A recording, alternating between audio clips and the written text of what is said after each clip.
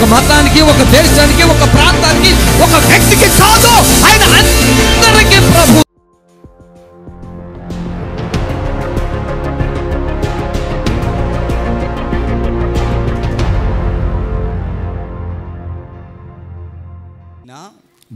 బెడ్లో ఉన్నాడు. చూడండి, వాళ్ళ అన్నయ్య గారు చనిపోయారంట. ఇంకా ఏమేమి నాకు తెలీదు. ఆయన ఇవాళ అలా నడుచుకుంటూ వస్తున్నాడంటే, అసలు ఆయన ఇవాళ నడుచుకుంటూ వస్తున్నాడంటే దేవునికి మహిమ. చప్పట్లు కొట్టండి గట్టిగా. దేవునికి మహిమ కలుగునుగా. చప్పట్లు కొట్టండి. ఒక వారం ఈ స్థలానికి వచ్చాడు. చప్పట్లు కొట్టండి గట్టిగా. అసలు ఆయన మెట్లు ఎక్కటం, ఆయన ఇక్కడికి రావటం, ప్రభుకి మహిమ కలుగునుగాక. చప్పట్లు కొట్టండి గట్టిగా. ఆపొద్దు. Praise the lord. నాకు ఈయనెవరో తెలియదు కానీ వచ్చాడు. టీవీ చూసి వచ్చారు, అంతవరకే నాకు తెలుసు. ఈ స్థలానికి వచ్చినప్పుడు ఎవరు బలహీనలో నేను చూస్తాను. మీరు అందరూ ఇలా ఉన్నా కూడా మిమ్మల్ని నేను మర్చిపోను. ఆ బలహీనంగా ఉన్నాడు, ఆయన్ని పెద్ద ఆయన ఇక్కడ తీసుకురమ్మని అంటే ఆయన నడువు లేకుండా వచ్చాడు. జస్ట్ వాటర్లో కొట్టాం, నడిచాడు. ఈరోజు పెద్ద సాక్షిగా ఇక్కడ నిలబడ్డాడు. ఆమేన్. హల్లెలూయా, హల్లెలూయా, హల్లెలూయా. ప్రైజ్. మీ పేరేంటి? నా పేరు బి శ్రీనివాసరావు. అల్వాల్ నుండి వచ్చాను. గమనించాలా పాస్టర్ గారు ఇక్కడికి నేను ఆరాధన టీవీ ఛానల్లో చూసి పాస్టర్ ద్వారా మేము విడుదల పొంది మంత్రశక్తులు. అసలు నేను నడవలేను, బెడ్ రిడను, మొత్తము కాళ్ళులో ఇక్కడ పరిగెత్తాను. అయ్యగారు అన్నాడు నువ్వు నడువు అంటే యేసు నామంలో పరిగెత్తాను. హల్లెలూయా. ఉరికాను, విడుదల పొందినాను మంత్రశక్తుల నుండి, చేతబడి శక్తుల నుండి. నేను పైకి రావద్దని నా సొంత వాళ్ళే మంత్రాలు చేసి చంపాలని మా అన్నని చంపేశారు, మా చెల్లెని, మా చిన్న బావని. నెక్స్ట్ నేను చనిపోవాలి. యాక్చువల్ అయ్యగారికి చెప్పాను, ప్రభు నాకు భయం వేస్తుంది, నేను చనిపోతాను అయ్యగారు అంటే. ఎంతో సమయం తీసుకొని 5 గంటల తెల్లారుజామున 3 గంటల వరకు మా ఇంటికి వచ్చి ఎంత విశ్వాసంగా ప్రార్థన చేసి మమ్మల్ని బలపరిచి చెప్పి మీకు ఏం కాదు బెదర్, విడుదల, నీ మరణం అనేది కొట్టేస్తున్నా. హల్లెలూయా. మరణం అనే కాడిని కొట్టివేస్తున్నా. ఆమేన్. దేవుడు విడుదల. మాట్లాడానికి రాకపోయేది, నడచనికి రాకపోయేది అంటే అయ్యగారు అన్నాడు నీకు మరణం అనే భయమే లేదు, నువ్వు బతుకుతావు అన్నాడు. అంతే. హల్లెలూయా. ఈరోజు నేను సజీవుడిగా ఉండి ఈ మందిరంకి రావడం జరిగింది. ఇక్కడ చాలా విడుదల, స్వస్థత, నిద్ర, ఆరోగ్యము, అన్నము అన్నీ ఆకలిస్తుంది, మంచిగా తింటున్నా. కాళ్ళు అంటండి ఇంతలాను ఉబ్బిపోయి ఈ మనిషిని భార్య 2 కుమారులు ఎత్తుకుని హాస్పిటల్కి వెళ్ళటం అంటే ఎంత కష్టపడి. చాలా మందులకు చాలా డబ్బులు అయినాయి. మందులు, హాస్పిటల్, కార్డు, అబాబా, పెద్ద పెద్ద హాస్పిటల్, అపోలో, సన్షైను, యశోద, కిమ్స్. నేను రైల్వేలో చేస్తా కాబట్టి అని నాకు అంత రెఫర్ ఉంది. అయినా నాకు విడుదల పొందలే. ట్యాబ్లెట్స్ వేసుకొని విసుకొచ్చేసింది. నాకు జీవితం మీద విసుకొచ్చేసింది. ట్యాబ్లెట్లు 16 ట్యాబ్లెట్లు ఒకరోజు, 16 ట్యాబ్లెట్లు మింగాల. అంత మందుల వాసన, బాడీ అంతా, శరీరం అంతా నీరసము అంతా. నేను చెప్పండి మీకు ఎట్లా? ప్రైజ్. ఛానల్ మారుస్తూ ఉన్నప్పుడు బ్రదర్ది వచ్చిందనమాట. నా భర్తే చూస్తున్నాడు, చెప్పినారనమాట ఎట్లా వస్తుందంటే. అయితే మనం పోదామని ఒక వారం చూసాము. వారంలో 2 రోజులు చూస్తాం. మరుసటి వారం మేము ఇక్కడికి వచ్చేసాం అనమాట. వచ్చిన తర్వాత అట్లా వెనకాల కూర్చున్నాము. ఆయన నుంచోట కూడా రావట్లేదు అనమాట. తర్వాత ప్రే చేసిన తర్వాత బ్రదరు ఇట్లా ప్రే చేస్తుంటే బ్రదర్కే తెలిసిపోయింది. నువ్వు నడువు అనగానే ఈయన ఇలా ఉరుకున్నారనమాట. ఆయనలో అంతా ఎనర్జీ వచ్చేస్తుంది అనమాట ఆయన మాట పలకగానే. ఇప్పుడు నా దేవుడు మంచిగా నడుస్తున్నారు, చాలా ఆరోగ్యం ఇచ్చాడనమాట దేవుడు. ఈయన 4 నెలలు 4 సంవత్సరాల మంచంలో ఉన్నాడంట. వాళ్ళ వదిన గారు సాక్ష్యం ఇస్తుందంటే బ్రదర్ మా మరిది బ్రతుకుతాడని అయితే మేము అనుకోలేదు. మాకు అనిపిస్తుంది ఒక చనిపోయిన వ్యక్తి మళ్ళీ నడిస్తే మాకు ఎలాగుంటుందో అట్లా అనిపిస్తుంది బ్రదర్. ఆయన నడుతుంటే మాకు ఎంతో ఆనందంగా ఉందని చెప్పి సాక్ష్యం ఇచ్చారు. దేవునికి మహిమ కలుగును గాక. డయాలసిస్ అవసరం లేదు, ఎందుకంటే ఈ కాళ్ళు వాపులు వచ్చినప్పుడు డయాలసిస్కి వెళ్ళేవాళ్ళు. మరి వచ్చినాయి బ్రదర్ ఇప్పుడు కాళ్ళు వాపులే? మళ్ళీ ఏం లేదు కదా. ప్రార్థన ఏమైనా ముట్టుకుంటాం అలాంటివి ఏమైనా జరిగినాయి ఇక్కడ? ఏం చేయలేదు బ్రదర్. ఇక్కడ వచ్చాము, ప్రార్థన చేసే వీళ్ళు చేశారు అంతే. నీళ్ళు ఎట్లా చల్లేము అంతే. నడువంటి ఉరుకుతున్నాడు ఇక ఆయన. చప్పలు కొట్టాడు గట్టిగా. కిడ్నీ 2 కిడ్నీలా ఒకటేనా? కిడ్నీలు 2 పైన 2 కిడ్నీలు. ఇంత ఎనర్జీగా ఉంటారు అనుకున్నారు మీరు? మళ్ళా బతకని అనుకున్నాను అయ్యగారు. ఎనర్జీ పక్కన పెట్టుకుని అయ్యగారు ప్రార్థన వల్ల, ప్రేరాయిల్ వల్ల, వాటర్ వల్ల ఆమె చాలా విడుదల పొందినాను. ఇంట్లో దురాత్మ శక్తులు కాలిపోతున్నాయి, మంత్ర శక్తులు, దయ్యం శక్తులు పారిపోతున్నాయి. ప్రేరాలు యేసు రక్తం జయం, యేసు రక్తం జయం అంటే దయ్యాలు గడగడ వణుకుతున్నాయి, ఒక్కొక్కరి గుండెలో భయం పుడుతుంది. హల్లెలూయా. థ్యాంక్ యూ అమ్మా. అసలు మీ కాళ్ళు ఎట్లా ఉన్నాయమ్మా ఇప్పుడు? పర్లేదు, చాలా. ఈ కాళ్ళు చూడండి, పోయిన వారం అంతకుముందు వారం వచ్చారు వీళ్ళు. అవి ఎన్ని సంవత్సరాలు మట్టి అమ్మా? అది 5-6 years అవుతుంది. మంత్రాలే. ఇప్పుడు నార్మల్ అయిపోయింది చూడండి. దాదాపుగా ఇంకా కొద్దిగా పుండ్లు అయితే కాదు కానీ మామూలు మచ్చలు ఉన్నాయి. పుండ్లు లేవు. ఆమేన్. హల్లెలూయా. ఎంత దురదండి, రాత్రి నిద్రపోతారా? నిద్ర ఉండేది కాదు అసలు. ఇప్పుడు పడుకుంటున్నారా? ఇప్పుడు పడుకుంటున్నాను. ఆమేన్. హల్లెలూయా.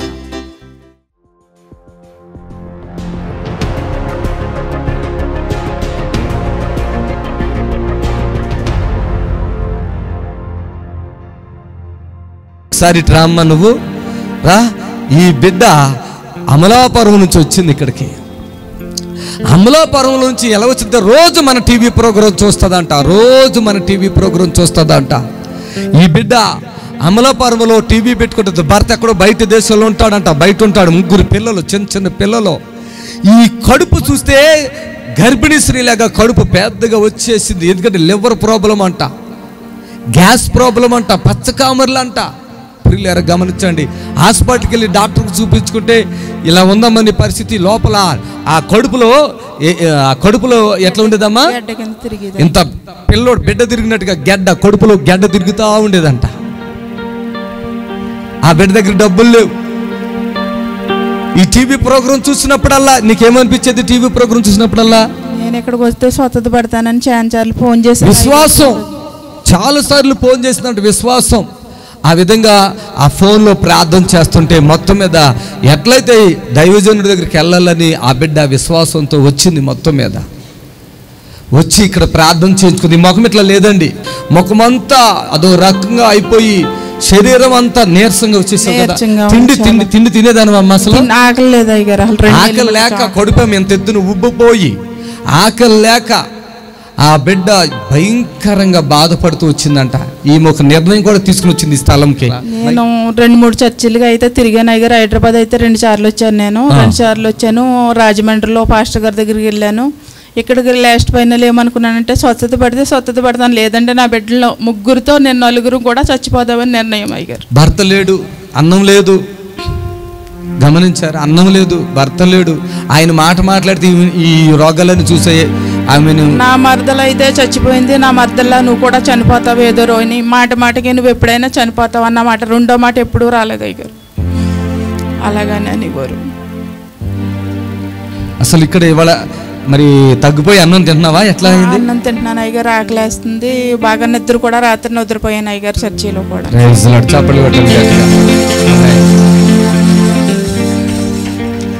ఒకటే నిర్ణయం తీసుకుంది. ఎందుకంటే ఆమెను చూసేవాళ్ళు లేరు, అన్నదమ్ములు అక్కజీలు ఎవరు లేరమ్మని. ఎవరున్నా ఎవరికి నా బాధ చెప్పుకున్నా వాళ్ళు ఏమంటారంటే, నువ్వు అతన్ని పెళ్లి చేసుకున్నావు కదా, నీ పాటలు నువ్వు పడాలి, ఎవరి సంసారం వాళ్ళకంటారు. ఎవరి కష్టం నేను ఎప్పుడూ చెప్పుకోలేదు. దేవుడి దగ్గర అడిగిదాన్ని అయ్యారు, ప్రార్థన చేసుకునేదాన్ని. అలాగే టీవీ వంకే చూసేదాన్ని. ఎప్పుడు టీవీ వంక చూసి ప్రార్థన చేసిందని మా పిల్లలు కూడా అనేవారు, ఎందుకమ్మా నీకు వస్తామా, నువ్వు టీవీ వాక్స్ మీద ఎడతావెందుకు, నువ్వు సినిమాలు ఎట్టవెందుకు అని అడిగేవారు. అలా కాదు బాబు, నాకు ఒంట్లో బలహీనత దేవుడి మీదే ఉంది, దేవుడే స్వతపడతాడని నమ్మకం, నన్ను ఏమనొద్దు బాబు, నేను ప్రార్థన చెప్పి పెట్టుకున్నాను చెప్పు అనేదాన్ని నా బిడ్డలతో కూడా.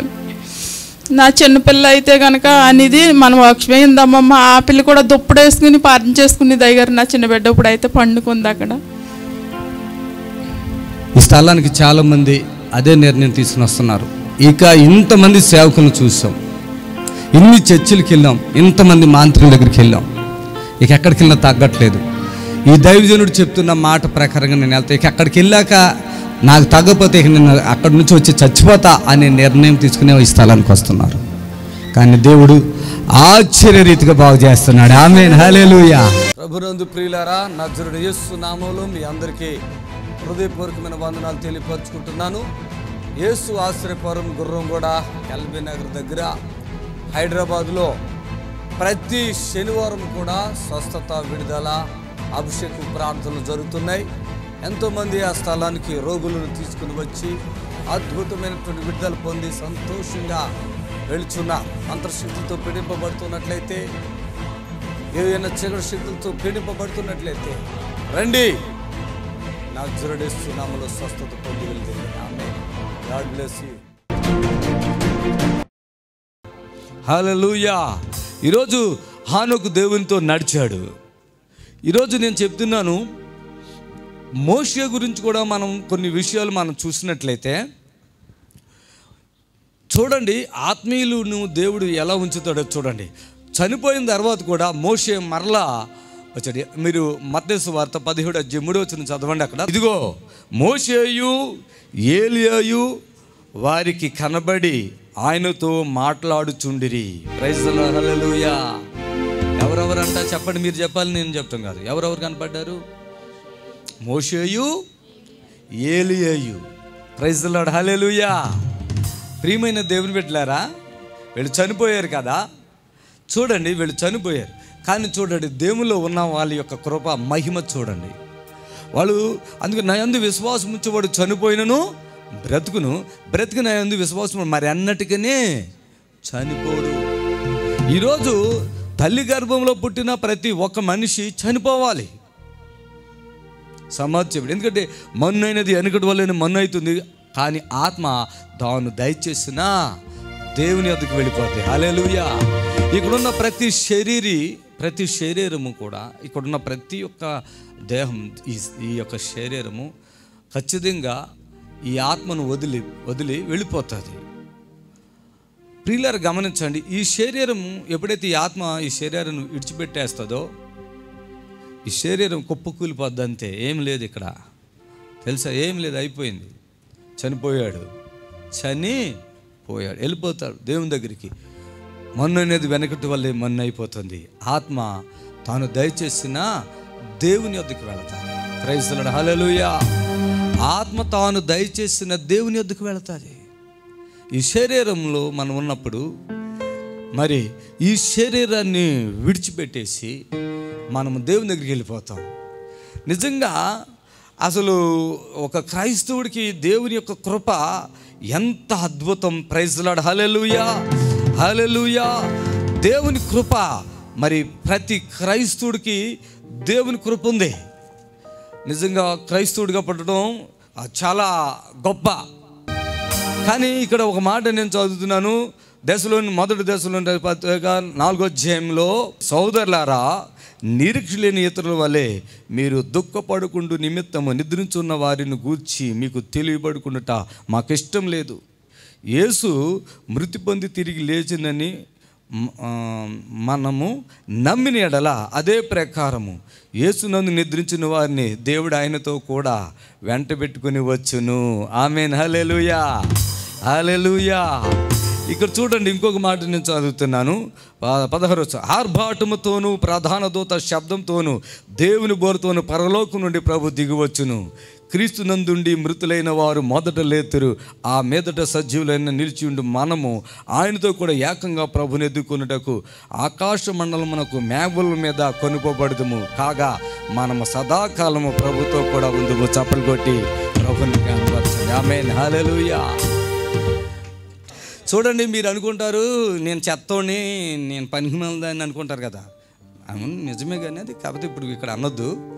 పనికిమాలములే మన బుద్ధులు, పనికిమాల బుద్ధులు, ఆలోచనలు, పనికిమాల ఆలోచనలు, కుళ్ళు స్వభావం, గర్వం, ఇవన్నీ మనలో ఎడితేలే. సరే, ఏదైనా సరే నువ్వు దేవుని బిడ్డవని మరోసారి నీకు జ్ఞాపం చేస్తున్నా. నువ్వు ఎలాంటి చెడుదానివైనా ఇక్కడ మందిరంలో ఉన్నావు, ఎంత చెడ్డోడువైనా నువ్వు మందిరంలో ఉన్నావు. ఎందుకంటే దేవుడు ఎవరిని తృణీకరించడు. ఇక్కడ చూడండి, ఆర్భాటముతోనూ ప్రధాన దూత శబ్దంతోనూ దేవుని బోరుతో పరలోకం నుండి ప్రభు దిగివచ్చును. ఆమేన్. హల్లెలూయా. క్రీస్తు నందుండి మృతులైన వారు మొదట లేతురు, ఆ మీదట సజీవులమై నిలిచిండు మనము వారితో కూడా ఏకంగా ప్రభుని ఎదుర్కొనుటకు ఆకాశ మండలమునకు మేఘముల మీద కొనిపోదు. ఆమేన్. యేసయ్య ఎలా వస్తాడు? వస్తాడా రాడా? యేసయ్య వస్తాడా రాడా? వస్తాడు. చెప్పండి. ఆర్భాటముతోను ప్రధాన దూత శబ్దంతో దేవుని బోరతో ప్రభు ఏం చేస్తాడు? భూలోకానికి వచ్చేస్తాడు. ఆమేన్, హల్లెలూయా. ఒకవేళ వచ్చాడు అనుకోండి, మొదటిగా ఇంతకుముందు చనిపోయారు కదా మన చుట్టాలందరూ, ప్రభువులు ఎవరైతే ఉన్నారో వాళ్ళందరూ కూడా ప్రభు దగ్గరికి మొదట వాళ్ళే లేస్తారంట. మనమే ఆ తర్వాత మనం కూడా ఆయన దగ్గరికి వెళ్ళిపోతాం. ఆమేన్, హల్లెలూయా, ఆమేన్, హల్లెలూయా. ఆయనతో కూడా మనం ఉంటాం. అంతే, చప్పలు కొట్టని గట్టిగా, ఆయనతో కూడా మనం ఉంటాం. ఎప్పుడైతే ఇదంతా ఎలా జరుగుతుందో తెలుసా? చూడండి, నన్నే చూడండి. అంటే కన్నురేప మనం కొట్టుకుంటున్నాం కదా, ఇట్లా కన్నురేప పాటం జరిగిపోద్ది. ఆమె ఎంతసేపులో సరిపోద్ది? కన్నురేప ఇట్లా టక్ అంతే. ఇలాగ అంటాం కదా మనం, ఎలా అంటాం కదా, అప్పుడే ఆయన ఇలా వస్తాడు, ఇక్కడ ఉన్న వాళ్ళు అలా లేచి జాయింట్ అయిపోతారు. ఆమేన్, థ్యాంక్ యూ జీసస్ అని చెప్పండి. థ్యాంక్ యూ జీసస్, ఆమేన్, హల్లెలూయా. అప్పుడే కన్నురెప్ప పాటలు జరిగిపోతుంది అంతే. ఆయన ఆర్భాటముతో, ప్రధాన దూత శబ్దముతో, దేవుని బోరతో పరలోకం నుండి ప్రభు దిగువచ్చును. అప్పుడు ఏంటంట, క్రీస్తునందు ఉన్నటువంటి వారు, అంటే క్రీస్తునందు మృతులైన వారు మొదట లేస్తారు. క్రీస్తునందు మృతులైన వారు మొదట లేస్తారు. ఆ మీదట సజీవులైన మనం కూడా రెప్పపాటుని వెళ్ళిపోతాం. ఆమేన్, హల్లెలూయా. ఒక విషయం గుర్తుపెట్టుకోండి, ఒకవేళ మనము ప్రభు రాకముందు చనిపోయినా సమాధిలో శరీరం ఉంటుంది, ఆత్మ పరదేశం వెళ్తుంది. ఒకవేళ ఈ క్షణంలోనే ఇప్పుడే ఒకవేళ ప్రభు వచ్చేస్తే రెప్పపాటున మనం మార్పు చెంది ఆ ప్రభుని ఎదుర్కోవటానికి మనం వెళ్ళిపోబోతున్నాం. ఆమేన్, హల్లెలూయా. ఆకాశం మనం ఒకటి అనుకున్నాం, ఆకాశాలు చాలా ఉన్నాయి. భూమి ఒకటి అనుకున్నాం, ఎలాంటివి కొన్ని కోట్లు ఉన్నాయి. కొన్ని కోట్లు ఇంతకంటే పెద్దవి. భూమి అనేది ఒక గ్రహం మాత్రమే. సూర్యుడు, చంద్రుడు, పాలపుంత, ఇంకెలాంటివి చాలా ఉన్నాయి. దేవుడు ఈ భూమి మీద తన రూపంలో నిన్ను ఏర్పాటు చేశాడంతే.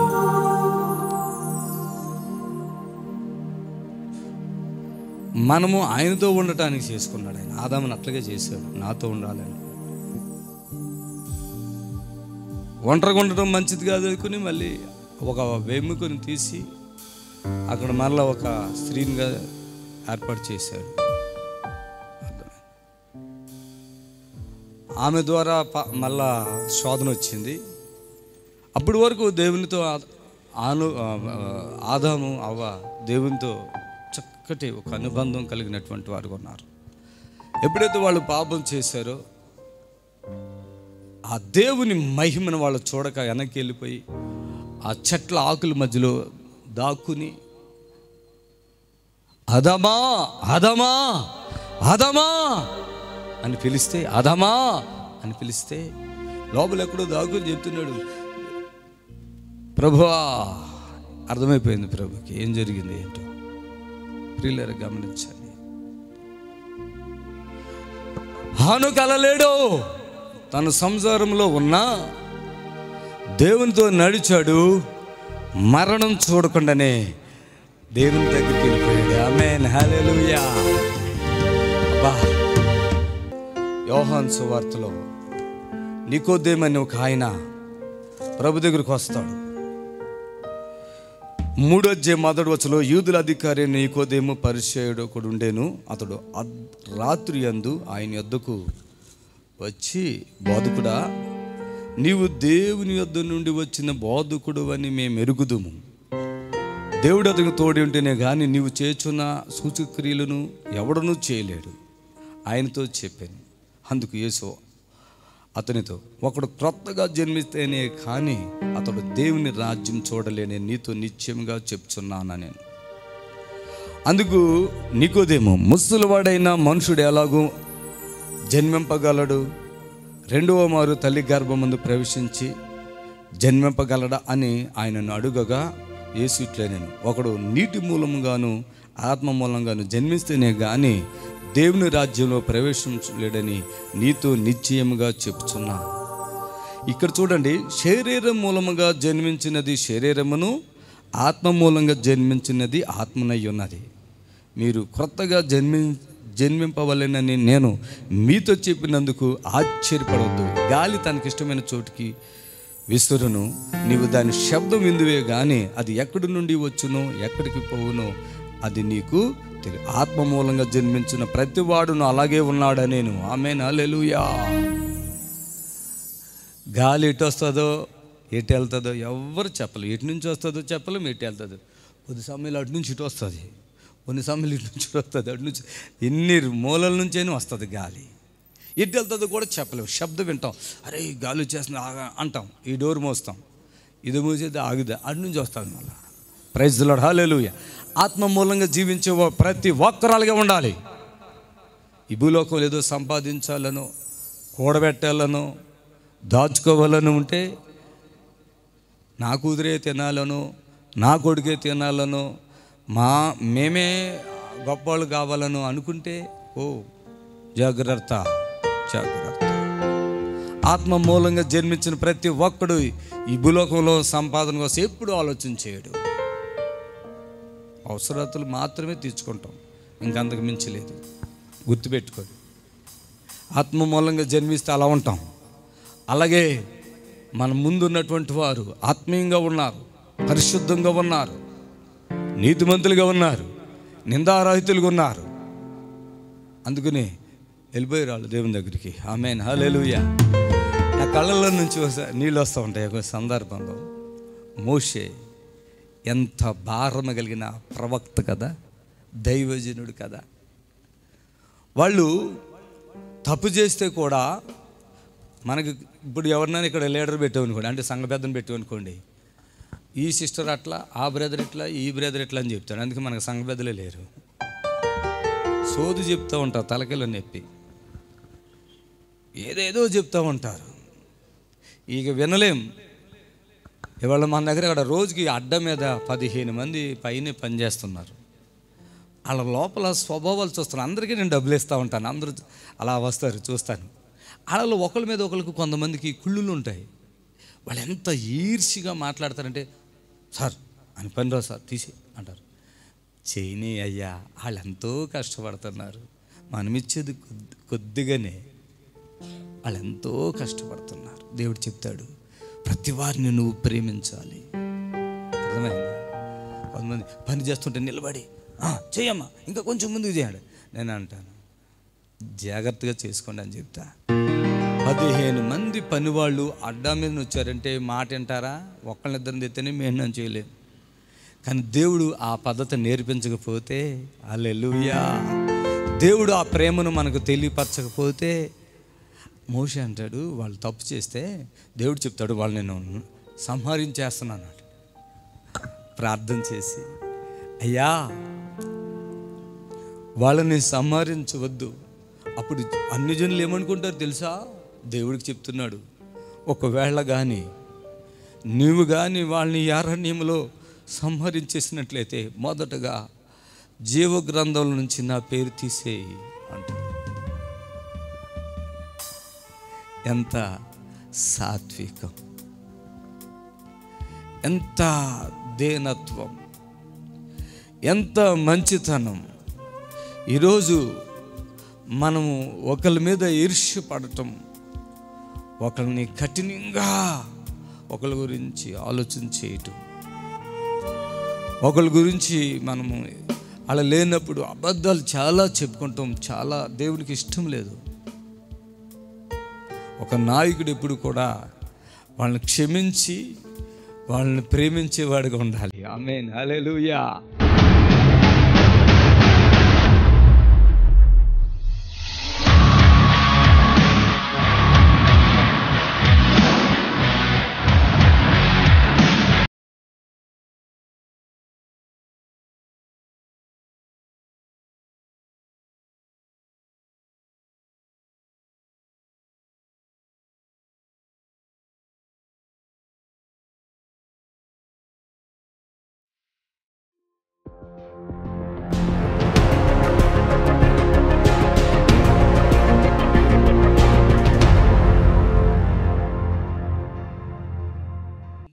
పోయిన వారం వచ్చాను.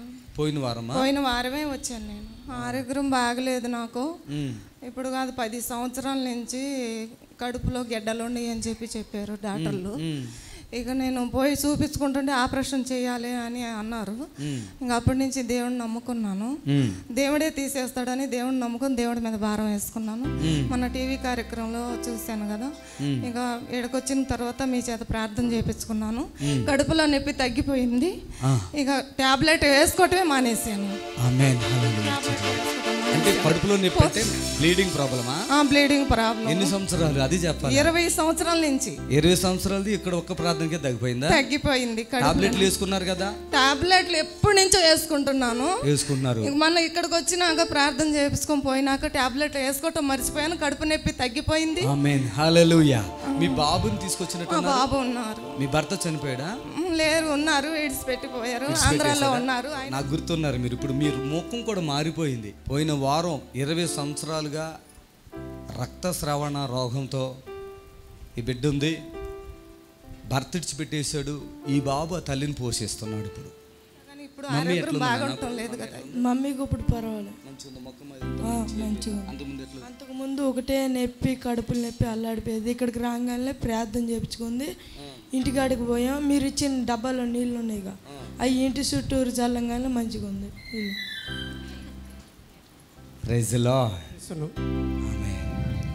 ఆ రోజు ఇక్కడ ప్రార్థన చేయించుకొని పోయినాక 9,000 తీసుకొచ్చి ఇచ్చాడు. అమ్మ నువ్వు ఆపరేషన్ చేయించుకోమని. నాకు ఆపరేషన్ పడదు, నా దేవుడు అనే నన్ను ముట్టుతాడు, నన్ను నయపరుస్తాడు, నా దేవుడి మీద నాకు నమ్మకం ఉందని చెప్పాడు. హల్లెలూయా. నిజంగా ఇలాంటి కుటుంబాలకు ఈ చిన్న బిడ్డ ఆ తల్లిని పోషించటం, ఆవిడ ఓవర్ బ్లీడింగ్ ద్వారా ఏ పని చేసుకోలేకపోవటం, సాతాను అలా బంధించి బిడ్డని బాధపరుస్తుండగా ఈ టీవీ ప్రోగ్రాం ద్వారా వీళ్ళు ఇక్కడికి వెళ్తే బాగుపడతామనే ఆశతో నమ్మకంతో ఈ స్థలానికి వచ్చారు. ఇక్కడికి వచ్చిన ప్రతి బిడ్డ యొక్క నమ్మకాన్ని దేవుడు అద్భుతంగా కార్యం చేస్తున్నాడు. ప్రభునందు ప్రియులారా, నజరుడు యేసు నామములో మీ అందరికీ హృదయపూర్వకమైన వందనాలు తెలియపరుచుకుంటున్నాను.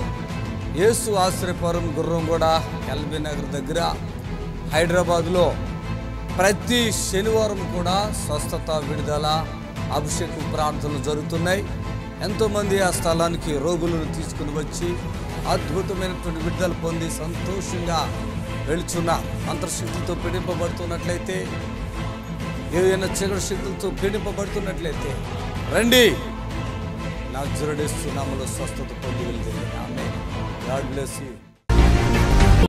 మమ్మల్ని సంప్రదించవలసిన నెంబర్స్ 7993569267 మరి యొక్క నెంబర్ 7993569287.